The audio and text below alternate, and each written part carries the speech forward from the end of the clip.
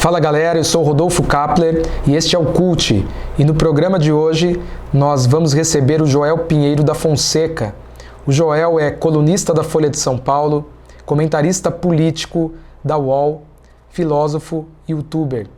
E nós vamos bater um papo sobre o atual conflito entre Rússia e Ucrânia. Se você quer saber um pouquinho mais sobre tudo o que rola neste conflito no leste europeu, fica com a gente.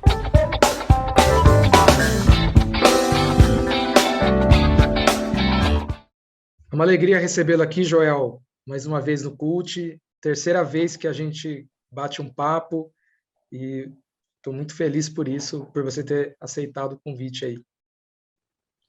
Rodolfo, sempre um prazer topar essas conversas, sempre temos conversas de alto nível, tenho certeza que hoje também. Legal. Joel, há 80 anos a Alemanha invadia a Polônia, dando início à Segunda Guerra Mundial, né? Um conflito que começa na Europa. 8 décadas depois, a gente vê isso acontecendo mais uma vez na Europa, a Rússia invadindo a Ucrânia. Então, explodiu esse conflito, a gente está no 40º dia desse conflito enquanto nós conversamos agora. E eu quero perguntar para você se você consegue contextualizar historicamente esse conflito, né? As raízes desse conflito, o que levou esse conflito a acontecer. Bom, vamos lá. De forma muito breve, para quem está nos assistindo, esse conflito é um desdobramento de dilemas e de uma situação que se criou com relação à Rússia desde o fim da União Soviética. Para se lembrar, ali em 1989, cai o Muro de Berlim, a União Soviética acaba pouco depois, e a Rússia passa a existir inicialmente como uma tentativa de país enquadrado e participante das democracias ocidentais. Havia-se uma ideia de que a Rússia passaria a integrar o conjunto das nações da chamada ordem liberal mundial, assim como os países da Europa, assim como Estados Unidos, Canadá e tantos outros. Aconteceu que não foi esse o caminho trilhado pela Rússia. E mais a Rússia se viu como sendo ainda, e desde a União Soviética até hoje, uma potência militar das maiores do mundo, e com uma participação no mundo que ela sentia, e sua população sentia, muito menor do que o seu tamanho, a sua pujança, o seu poderio militar levaria a esperar. E a Rússia nunca abandonou certas pretensões expansionistas que ela nutria não só da época da União Soviética, mas mesmo antes. Na formação do Império Russo, do Império Czarista lá atrás, que existiu antes da União Soviética, lembrando que ele terminou em 1917, né? Mas que se via como assim, a grande potência, certamente de todos os povos chamados de eslavos, né? Mas uma grande potência com pretensões territoriais muito maiores do que é o território russo hoje em dia. Então, ali todo o leste europeu, todos aqueles países ali na Ásia, Cazaquistão, próprio Afeganistão, que a União Soviética invadiu, Quirguistão, enfim, uma série de países no qual a Rússia se vê que ou ela deveria ser dona mesmo, dominar aqueles territórios mesmos, ou, no mínimo, ser assim, a grande influência e aquela potência que manda nesses territórios. Então, a Rússia tem essa pretensão, que a gente pode chamar de expansionista. Ao mesmo tempo, do lado dos países ocidentais, houve essa expansão da OTAN, dessa organização, dessa aliança de nações ocidentais, inicialmente criada justamente como uma forma do Ocidente unido combater o bloco soviético, mas depois do fim da União Soviética ela continuou existindo e passou a se expandir para o leste, em direção à Rússia. E a Rússia também se sente, de alguma forma, ameaçada e acanhada pela expansão da OTAN. Então, quando novos países passam a fazer parte, países cada vez mais próximos da fronteira russa, ela diz, opa, peraí, então quer dizer que os Estados Unidos agora têm uma aliança com países nas minhas portas aqui, podem botar míssil nuclear ali se eles quiserem, eu não vou fazer nada. Então, essas duas coisas, tanto uma expansão da OTAN, que não chegou à Ucrânia, não havia, na verdade, nesse momento, não havia nenhuma tratativa concreta da Ucrânia entrar para a OTAN, mas, enfim, uma OTAN que veio se expandindo, estabelecendo diálogo cada vez mais ao leste, por um lado, e por outro, uma pretensão russa cada vez mais forte, especialmente agora na ditadura do Vladimir Putin, de querendo reconquistar o seu passado de glórias imperiais e se expandir, portanto, dominar certamente a Ucrânia, o Belarus e outras nações ali do leste europeu, gerou uma situação insustentável que acabou nesta invasão. Não é a primeira invasão militar da Rússia no passado recente, né? Ela invadiu a Geórgia, ela já anexou a Crimeia, que era parte da Ucrânia até pouco tempo atrás, até 2014. Agora a Rússia dominou e diz que é dela, é uma região ali pela qual o Império Russo já lutou lá atrás, lá no século XIX, e de novo, na época, contra o Império Turco-Otomano, que nem existe mais, mas e hoje em dia com a Ucrânia, que era a atual dona ali daquela região. Enfim, são pequenos conflitos que já aconteceram no passado próximo e que agora se resultaram nessa invasão, nessa grande invasão da Ucrânia que a gente está assistindo, com requintes de crueldade e brutalidade, né, como a gente tem revelado aí nos últimos dias. E como você avalia, Joel, a atuação da OTAN neste conflito? Os países membros da OTAN, posicionamento desses países? Eu achei que faltou um pouco de determinação da OTAN. Está claro que ela entende, os países entendem que é um risco para eles e para o mundo inteiro se isso aí escalar para um conflito entre várias nações, potencialmente, inclusive, com armas nucleares. É óbvio que isso é um risco e que todos nós, seja de que lado estivermos, a gente quer evitar isso. Assim como na Guerra Fria, tanto os Estados Unidos quanto a União Soviética perceberam que, se a gente entrar em guerra aberta um contra o outro, aqui é o fim do mundo. Nenhum de nós dois quer isso. Da mesma forma, a gente quer evitar isso hoje em dia. Agora, a Rússia, nesse caso, ela é claramente uma nação agressora. Ela já é uma ditadura que viola os direitos da sua própria população, mas até aí existem várias ditaduras no mundo, a gente não vai ficar invadindo ou lutando contra cada uma delas. O que a gente exige é o mínimo. Ok, pelo menos respeite as fronteiras dos outros países. Não invada nações vizinhas, não invada uma democracia vizinha sua. A Ucrânia, com todas as suas dificuldades, com todas as lutas internas, ela é uma democracia. Ela é um país que estava dando passos para integrar essa ordem democrática, essa ordem liberal mundial que a Rússia rejeitou nos últimos anos. A Ucrânia estava querendo entrar na União Europeia, por exemplo. E a Rússia invadiu. Invadiu sem nenhum tipo de provocação, sem nenhum tipo de agressão por parte do Ocidente, violando de forma flagrante a ordem internacional. Se não houver uma resposta muito clara e se ela não sentir muita força de que isso foi um erro trágico para a própria Rússia, se ela não pagar um preço alto por isso, outras nações vão se sentir empoderadas para fazer o mesmo tipo de coisa. Então, você tem situações um pouco diferentes, mas, por exemplo, a China olhando para Taiwan, cuja existência a China não reconhece. Você tem a China olhando para o mar do sul da China, também querendo se expandir para lá. Você tem o Irã e as suas nações vizinhas. Você tem uma série de países, alguns grandes potências globais, militares, outros potências menores ali, mas com algum poder de fogo, olhando e pensando, será que os ocidentais, que os Estados Unidos e seus aliados têm ainda a mão firme e o controle da ordem mundial, ou está cada vez mais, cada um faz o que quer na sua região? Então, acho que faltou um pouco de uma resposta decisiva da OTAN num primeiro momento, com mais força para a Ucrânia, enfim, talvez não um ataque direto, mas desde o início, faltou clareza, no mínimo, de que a Rússia ia atacar. Muita gente tapou os ouvidos e disse que não, isso aí os americanos estão falando isso, mas não vai acontecer.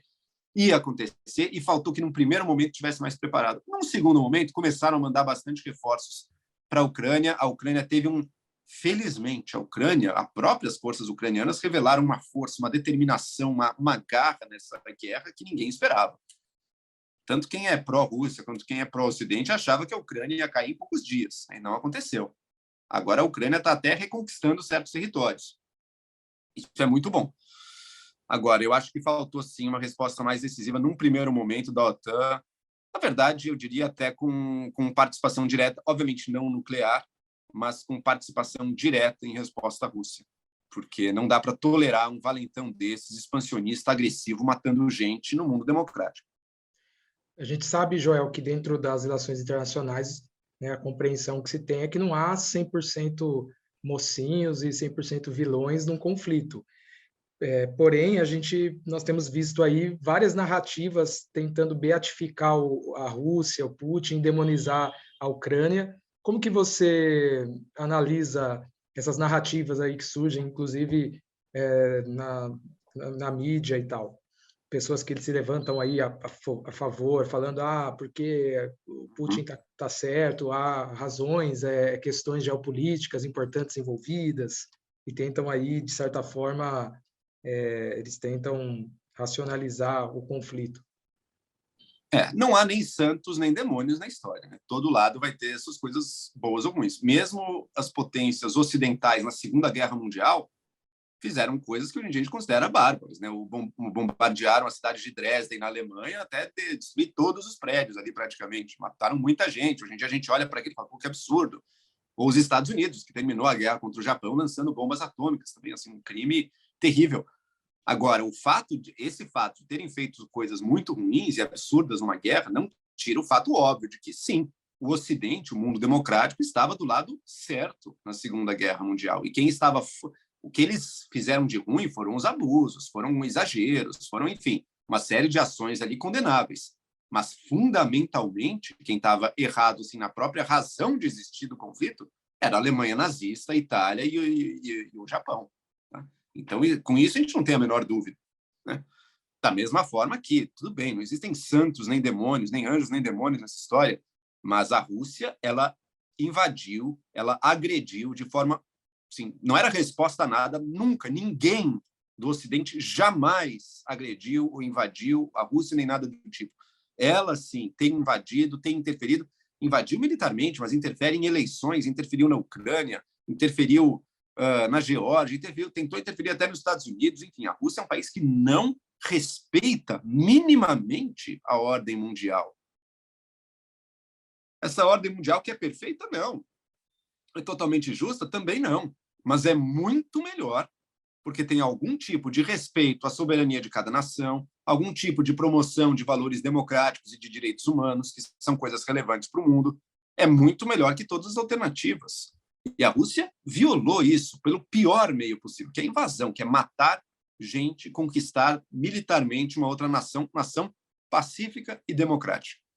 Então, primeiro, é óbvio que existem pessoas que estão assim fazendo propaganda da Rússia nessa história. Ridículo. Muitas delas são pagas são pagas literalmente mesmo pelo Estado russo. Tá? Existe gente também que às vezes vai ter uma posição de defensor dos Estados Unidos, custe o que custar. E também, questionável, não precisa ser isso. Os Estados Unidos também erra, os Estados Unidos também faz absurdos. Não se trata de defender o que ele ou a OTAN fizerem em qualquer caso.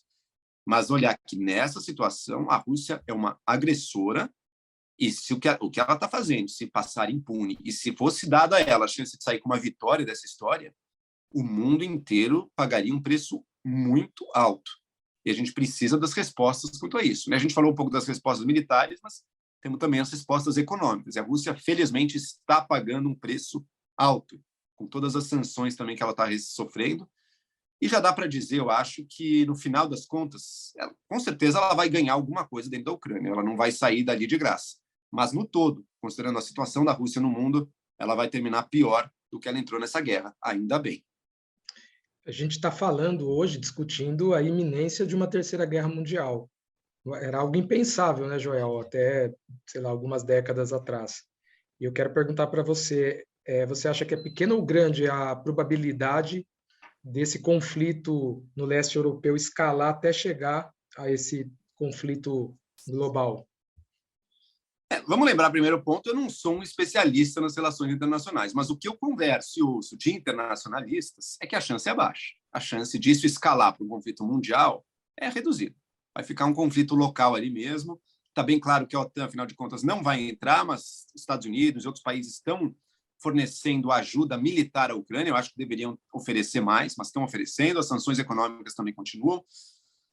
Eu acredito que a gente vai ver Ucrânia e Rússia chegando a algum tipo de acordo em que a Rússia vai levar alguma coisa da Ucrânia, mas no todo vai sair perdendo. Por quê? Porque outros países ali, países como a Finlândia e outros países da fronteira com a Rússia, estão cada vez mais anti-Rússia e pró-Ocidente, porque vem os absurdos e a violência com que a Rússia age, então se tornam mais anti-Rússia, querem se juntar à OTAN, inclusive. A gente tem uma situação em que a Rússia economicamente está mais isolada e mais pobre do mundo inteiro. A gente tem a opinião pública mundial mais pró-Ocidente do que estava antes e mais contra a Rússia. Então, a Rússia vai sair perdendo nessa história. Eu acho que isso, felizmente, é o que vai acontecer e a gente não vai ver isso ser escalado para um conflito mundial, porque todos os lados não sabem que o mundo inteiro tem muito a perder com isso e e, portanto, não vão casualmente entrar num conflito direto Estados Unidos-Rússia, que poderia levar algo a bombas nucleares, outras coisas que o mundo definitivamente, por mais que hoje seja muito mais inseguro e instável do que era nos anos 90, nem de longe nenhum dos países do mundo que é isso. Mas vamos pensar hipoteticamente aí se eclodir um conflito mundial. Como você analisa, como você avalia o potencial uso das armas atômicas? Eu acho que primeiro a gente veria um conflito envolvendo mais países, envolvendo países europeus. Suponha que a Rússia ela estava bombardeando a Ucrânia, daí pega um míssil na Romênia, e daí ou na Polônia, enfim. E isso conflagra um conflito no qual a Polônia resolve entrar no conflito, e daí ela traz consigo outras nações ocidentais. A gente pode ver uma escalada nesse sentido, que ainda não seria nuclear. Mas se a coisa piorasse, quem sabe? Poderia ter. Eu realmente acho que a gente não chegará a isso, mas poderia haver uma situação da Rússia vendo que está numa situação de desespero, que com a chegada de outras nações ocidentais, ela está enfrentando uma humilhação muito grande, ela poderia se dispor a lançar alguma bomba nuclear aí para tentar dar um cala-boca final na história. Mas certamente haveria resposta do resto do mundo, e daí não sei nem prever o que aconteceria. Eu prevejo apenas uma coisa e torço profundamente por uma coisa. Se esse pior cenário acontecer, provavelmente nós aqui da América do Sul estaremos longe de onde essas bombas vão estourar. Joel, alguns autores sustentam que as guerras criaram o Estado, né? Se a gente tem formulação do Estado, porque o pessoal se pegava, né? Todo mundo contra todo mundo, né? Essa é até uma teoria aí da ciência política, e hoje a gente tem um pouco mais de segurança, né? Onde há Estado, há um pouco mais de segurança em relação, ou seja, onde o Estado é forte, a segurança é um pouco mais garantida. Você acredita que esse conflito ele vai incentivar outras nações? Você mencionou a China, né? Que tem algumas intenções ali de invadir territórios. Você acha que isso vai incentivar outras nações a praticarem a mesma coisa? Ou você acha que após esse conflito a segurança, enfim, dos países vão se fortalecer? Neste momento, está parecendo que a lição que essa história está trazendo não vale a pena você invadir o seu país vizinho ali. Por mais que você se considere justificado, por mais que você considere que ele não deveria existir, ao fazer isso, a comunidade internacional, ou grande parte dela em peso, se volta contra você. Você pode ter alguma vitória militar contra esse país vizinho, mas, do ponto de vista mundial, do seu poder no resto do mundo, você vai sair bastante enfraquecido. Então, acho que, neste momento, a lição que está sendo dada é que não vale a pena. Eu gostaria de ter visto uma lição ainda mais forte, no qual houvesse uma resposta ainda mais rápida à invasão russa para que ela fosse realmente neutralizada desde o início. Não foi o que aconteceu, mas, mesmo assim, com a resposta dos ucranianos, com a ajuda ocidental, com as sanções econômicas, a gente está vendo agora uma Rússia já que perdeu muitos soldados nessa guerra, perdeu muitos equipamentos, gastou muito dinheiro, está vendo que está tendo que reduzir suas ambições. Antes ela queria tirar o governo ucraniano, agora ela já está abrindo mão dessa ambição, está dizendo que o governo do Zelensky fica mesmo, já está deixando algumas cidades ali, a Ucrânia está retomando, a Rússia está se focando mais no leste mesmo da Ucrânia. Então a gente está vendo uma resposta e uma retirada da Rússia. Eu ainda acredito que ela sai com alguma coisa dessa história. Ela não vai sair de mãos vazias, porque seria uma humilhação muito grande. E ela tem poder de fogo. Ela, se ela quiser e estiver disposta, ela tem poder de fogo para fazer muitas barbaridades ali ainda. Mas, neste momento, a lição que fica é que não vale a pena. Queria falar um pouquinho sobre o Brasil, perguntar para você, né, como você entende aí o posicionamento do Estado brasileiro, né? Como o Brasil se localiza em meio a essas conjunturas de forças? O Bolsonaro, o presidente Bolsonaro, você acha que ele foi inteligente nos seus posicionamentos no início do conflito? Bom, poucos dias antes do início da guerra, o Bolsonaro visitou o Putin e voltou dizendo que o Putin queria a paz, né? Então, certamente, a inteligência brasileira não estava a par das reais intenções da Rússia e foi, no mínimo, feito de palhaço naquele episódio inteiro, tá? Uma vez iniciado o conflito, o Brasil acabou tomando uma posição muito mais neutra e distanciada do que outras nações. Eu considero um erro também. Porque, mas espera aí, o Brasil quer comprar fertilizante da Rússia. É verdade, quer comprar fertilizante da Rússia, embora dê para pensar em outros caminhos também para essa história do fertilizante. Mas o ponto central é: o que interessa ao Brasil mais? É um fornecedor de fertilizantes, que hoje em dia é grande parte deles, mas, enfim, um fornecedor de fertilizantes, ou a ordem mundial liberal, que é a que permite o grande volume de comércio internacional que a gente tem e na qual o Brasil quer se integrar. O Brasil quer entrar melhor no comércio internacional. A gente nunca entrou direito. A gente quer abrir nossos mercados, a gente quer estar mais presente no mundo e o mundo mais presente em nós. Para isso, é preciso estar o mundo integrado. É preciso estar o mundo seguindo o Banco Mundial, ONU, Organização Mundial do Comércio, todas essas instituições que garantem que a globalização econômica, inclusive, possa acontecer. E conforme a ordem dos países, essa ordem liberal, criada pelos Estados Unidos, lá depois da Segunda Guerra, que se tornou dominante com o fim da União Soviética, sempre que essa ordem mundial liberal é enfraquecida, com uma invasão, com fronteiras sendo questionadas, com mais instabilidade no mundo, são todas essas trocas, essas relações de interdependência globais entre os países que ficam enfraquecidas. Então, o real interesse do Brasil não é a garantia que então a Rússia não vai brigar com a gente essa questão do fertilizante. A Rússia vai querer vender para quem puder, porque a Rússia vai precisar vender para quem puder. Ela já está negociando petróleo mais barato com a Índia. Então, é óbvio que ela vai querer vender. Então, em vez de só ficar olhando para isso, pensar qual que é a ordem mundial que interessa ao Brasil. A ordem mundial liberal, democrática, da qual a gente faz parte, ou uma ordem muito mais caótica de potências regionais, cada uma ditando a sua lei, e na qual não tenhamos engano, né? Quem que dita a lei no continente americano? É os Estados Unidos. A gente quer isso, mais potências regionais, ou a gente quer uma ordem mundial baseada em regras, baseada em diplomacia?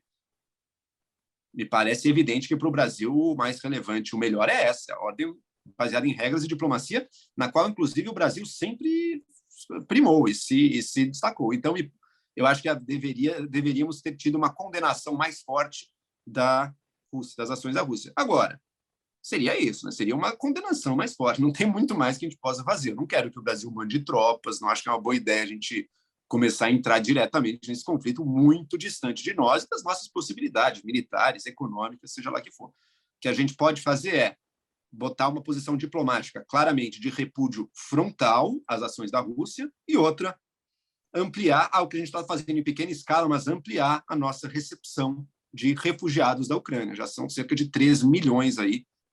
Vão precisar, provavelmente vai ser por anos que essas pessoas vão ficar fora e algumas vão morar fora para sempre. Receber refugiados é quase sempre um ótimo negócio para quem recebe, porque recebe uma população de famílias querendo trabalhar, querendo prosperar num novo país, recebe até pessoas qualificadas também, porque pessoas que saem de outros países e que têm capital humano, têm educação, querem trabalhar em outros países, faz todo sentido para o Brasil querer receber tanto os ucranianos quanto, é bom ressaltar aqui, também os russos. A Rússia está tendo uma fuga de cérebros. Quão mais ditatorial, quão mais economicamente isolada fica a Rússia, mais as pessoas qualificadas da Rússia, os russos mais qualificados, querem sair de lá. Então, é uma oportunidade para o Brasil também recebê-los. Joel, do ponto de vista das relações internacionais, quais são os pactos aí e organizações ativas que podem funcionar como uma contenção deste conflito e de futuros conflitos? Acho que é um assunto que muita gente, às vezes, não entende direito. São tantos pactos, né? São tantas siglas, mas se você puder falar um pouquinho para a gente. Pois é, e no fundo, claro, mas tem a própria discussão, qual que é o papel da OTAN no leste europeu, qual que é o papel da ONU hoje em dia? Em tese, a ONU é o grande fórum mundial para você discutir essas possíveis invasões e conflitos, mas ela está cada vez mais chutada para escanteio. A ONU hoje em dia não impede, nem os Estados Unidos, quando querem invadir, a ONU não impede, nem a Rússia, nem ninguém. No fundo, a ONU hoje em dia, cada vez menos, consegue ter esse papel de evitar os conflitos, né? Pelo menos conflitos pequenos. Acho que conflitos de grandes potências, a ONU ainda tem um papel maior ali, talvez. É que, no fundo, todas essas organizações supranacionais, elas dependem do que as potências ligadas a elas fizerem, né? Porque é uma desigualdade militar muito grande no mundo. Então, no fundo, é a disposição americana de estar ou não estar presente em diversos conflitos mundiais. Os Estados Unidos sempre teve um lado da opinião pública deles que acha que não, deixa o mundo se explodir, a gente não está nem aí.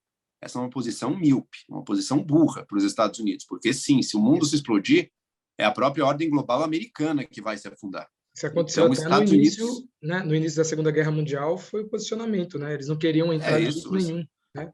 Ali foi o ponto de virada dos Estados Unidos, dizendo: a gente já é a maior potência econômica mundial, a gente vai continuar isolado, olhando só para o nosso umbigo, e o mundo, e a Europa, e o mundo, a Ásia, tudo aí fazendo o que quiser. Não dá para ser assim. A gente vai ter que entrar com isso. E ainda bem que entraram de forma decisiva e remodelaram o mundo depois disso, né? Era o Império Britânico em franca decadência já, e os Estados Unidos chegou para ocupar esse espaço. E teve que fazer assim. E agora a gente vê nos Estados Unidos, nessa extrema-direita americana mais populista, na época do Trump, essa mesma coisa de dizer: não, que se dane o resto do mundo. O importante é a gente pensar em nós mesmos e ponto final. Não existia nem mais a distinção entre aliados e inimigos, mas, sabe, ele tratava a Europa, a Rússia, a China, mais ou menos tudo como a mesma coisa. São rivais nossos econômicos. A gente quer fazer um cabo de guerra aqui com a Alemanha, porque eles não estão pagando direito à OTAN. E, de fato, tem que fazer os europeus pagarem mais a OTAN, mas sem botar a coisa em risco. A grande potência ocidental, que é os Estados Unidos, e nenhum outro país chega próximo deles, eles naturalmente vão ter um fardo e uma responsabilidade maior nisso, garantindo a ordem mundial que eles próprios criaram e que beneficia a eles também, acima de tudo, assim como outros países que consigam participar dela. Então, no fundo, eu vejo muito como uma questão de, primeiro, os Estados Unidos terem clareza do seu papel e do seu lugar e de que maneira fazer isso, que não é simples, porque às vezes tenta ter o papel, invade, dá tudo errado também. E outra, de como lidar com a China. A China é o grande desafio no horizonte, muito maior do que a Rússia, muito, porque a Rússia é uma nação já mais em decadência, é uma grande potência militar, mas com muitos problemas internos, está longe de se colocar com a força, com a potência, com o poderio econômico e tecnológico que a China tem. Veja a tecnologia da Rússia, está toda defasada, também tem, nem tudo, vamos dizer, mas muita coisa ali dessa invasão revelou que o exército russo estava em uma situação muito pior do que muita gente acreditava. Teve alguns vídeos, né, alguns vídeos foram veiculados e tal, né, os caras dirigindo o caminhão velho. Pois é, se comunicando em comunicações sem criptografia, ou seja, que qualquer um com rádio podia ouvir ali. Vários generais russos já morreram nessa brincadeira, ou seja, a Rússia se mostrou um país bastante defasado. A China é o real desafio, porque a China tem que entender que ela precisa jogar nessas regras do jogo dessa ordem mundial, que respeita as nações, que respeita as fronteiras nacionais, que respeita as regras econômicas, as regras de comércio, as regras ambientais, uma série de regras aí. E até agora, a China não está bem enquadrada nisso, não. Ela está ali, ela se enquadra um pouco, às vezes diz que defende, outras horas, quando é contra o interesse dela, não. Ela é uma ditadura assim do tipo mais totalitário que você possa imaginar, assim, a repressão interna é total. Não está claro como é que o mundo vai conseguir lidar e vencer essa situação chinesa, se é que a China, será que a China um dia vai virar uma democracia? Não sabemos, hoje em dia está muito longe. Então é uma ditadura com cada vez mais pretensões fora do seu próprio território, então seja Taiwan, seja o sul da China, o Mar do Sul da China, seja o Sudeste Asiático, enfim, a relação com o Japão, enfim, tem a relação com a Coreia do Sul, uma série de relações difíceis ali. Enquadrar a China é o grande desafio para o Ocidente. Eu sei que o papo nosso é sobre Rússia e Ucrânia, mas aí aproveitando até deixar essa como a última provocação aqui, você acredita que a China ela esteja mesmo preocupada em demarcar território, posição na sua região, ou ela quer ser o mesmo grande player mundial aí, quer disputar com os Estados Unidos? Você acha que não? Que não é o interesse da China? Não está Eu teria muita dificuldade em te dizer, Rodolfo. Quem eu acho que pode dar alguma luz nisso é o Henry Kissinger, né? Aquele internacionalista, ex-secretário de Estado americano, que escreveu um livro justamente sobre a China e que vê ali, olha, a China é um país que cada vez mais vai despertando e voltando, porque a visão tradicional chinesa é que o China é o centro do universo e fora dela são círculos ali concêntricos de bárbaros e bárbaros e bárbaros cada vez mais distantes da real civilização que é a chinesa. Evidentemente, essa visão estava em baixa por muito tempo, em que a China, as potências ocidentais faziam o que queriam com a China, ela não podia nada. A Inglaterra deitou e rolou com a China também, fez o que quis. A China é um país muito desmoralizado por muito tempo. O Japão também, quando quis, invadiu e fez barbaridades na China. A China teve a sua revolução. A revolução, por um longo período, fez um país ainda mais miserável, mas com um Estado cada vez mais forte. E quando esse Estado muito forte conseguiu se modernizar e trazer um desenvolvimento econômico, uma riqueza, daí a coisa começou a mudar de figura. E agora a China volta a querer dizer, opa, peraí, o centro do mundo sou eu. Agora, o que eu não vejo é a China querendo ter um império colonial, como foi a Inglaterra, como é a Rússia, querendo dominar territórios. Isso acho que não, mas que ser o centro do mundo, certamente se vê assim e nos seus interesses, ainda mais próximos de si, vê a si mesma como tendo total direito de intervir. Mas, novamente, eu também não sou um especialista nessa área, acho que recomendo fortemente o Kissinger. Joel, muito obrigado por essa conversa, esse papo super esclarecedor. Tenho certeza que muita gente que nos assistiu aí foi beneficiada aí pelas coisas que você falou, né? Pelo menos você indicou aí caminhos para as pessoas refletirem mais acerca desse conflito, né? A gente está em meio a esse conflito, também nos afeta, mesmo estando tão longe, né? Nos afeta de forma direta.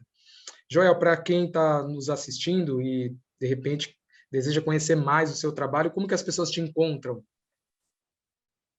Bom, Rodolfo, em primeiro lugar, obrigado por essa conversa aí, o papo de alto nível. Acho que é o papel de todos nós hoje em dia, né, discutir essas questões. Não é mais só uma coisa de especialistas, os técnicos da área. Cada vez mais, com as redes, com a nossa comunicação facilitada, que cada vez mais todo mundo é um participante desse tipo de conversa.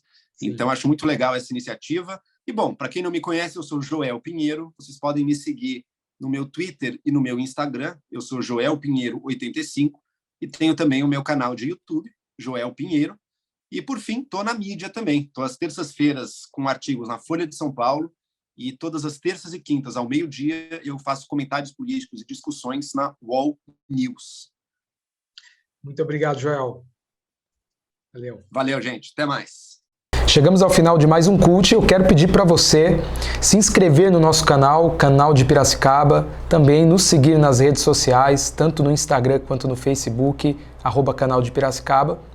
Quero também incentivar você a ativar os sininhos das notificações para receber aí as mensagens sobre o que rola no canal de Piracicaba e também deixar um like para a gente. E espero você no próximo Cult.